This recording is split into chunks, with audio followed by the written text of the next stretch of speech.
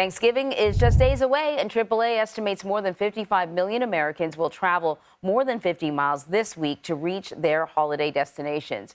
That'll make it the third busiest Thanksgiving on record. It's also the busiest time of year for Amtrak. And this year, a new rail line linking Miami to Orlando is giving Florida its first taste of the potential for high-speed rail. Kris Van Cleave is riding the rails in Florida for us. Good morning, Kris.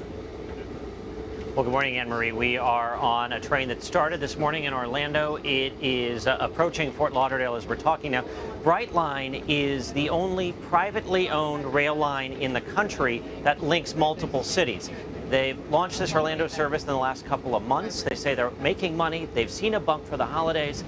And it's being pointed to as a model that could be copied across the country to link communities.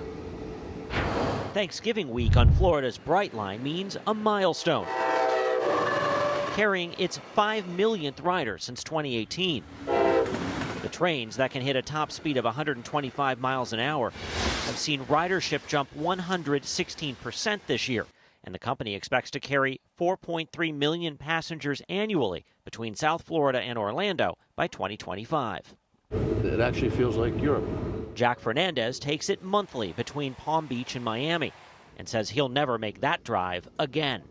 You can get work done, you can make phone calls, you don't have to worry about the stress of having accidents in front of you and the uncertainty. While the cost for public projects like California's high-speed rail have ballooned and are years behind schedule, Brightline built its initial service between West Palm and Miami in about 4 years on an existing freight line.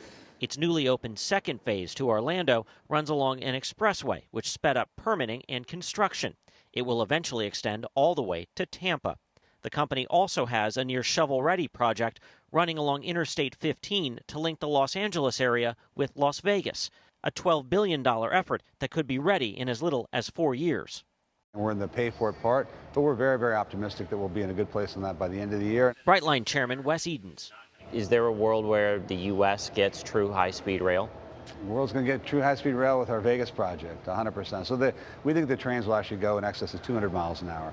It's less a question of exactly the speed, it's more the time savings. There's no doubt that there are many, many corridors in the United States that would fit this bill where you're going to save people a considerable amount of time. So how much time do you save me if I go Brightline to Orlando from Miami? We think on average between 1 to 2 hours. Transit experts point to success in Europe and Asia as proof that high-speed rail can be successful, linking cities that are about 150 to 400 miles apart. But those projects will require significant public funding. We will never see high-speed rail without substantial public investment to build it, and we will never see it without a substantial public commitment to operate it. The bipartisan infrastructure bill set aside $66 billion for rail. Transportation Secretary Pete Buttigieg tried Brightline last month. We're putting our money where our mouth is, but when private enterprise can play a big role in it, then those taxpayer dollars go that much further. While the nation's fastest trains lag behind those in Europe, Acela moves about 100,000 people daily between Washington, D.C., New York, and Boston. Amtrak's long-term plan, if fully funded, would look to add similar higher-speed corridors throughout the country by 2035. Traveling public really needs to see how promising rail is before they get excited about additional markets. They need to see more examples than the Acela. Yeah, so then we'll be able to see markets beyond that as well. They run about 100,000. Amtrak President Roger Harris. It's not just about distance, it's really about congestion, because people don't want to be frustrated sitting in their car all day.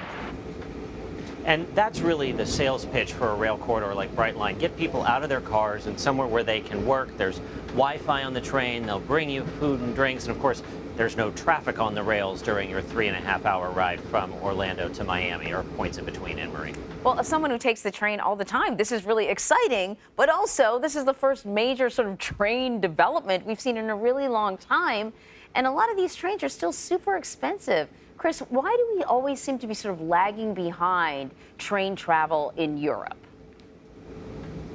Well, some of it is the expense to build it and how long it takes to build it. There has to be an interest in helping make it possible, and that requires federal dollars. There's also an argument, you heard it a little bit from the Amtrak president there, is that people in the U.S. need to see the benefit of high-speed rail in the U.S. which, if the Brightline West project is built as planned, would be the first true example of high-speed rail inside the United States. Well, this is good news. I like it. Kris, thank you very much. Sure thing.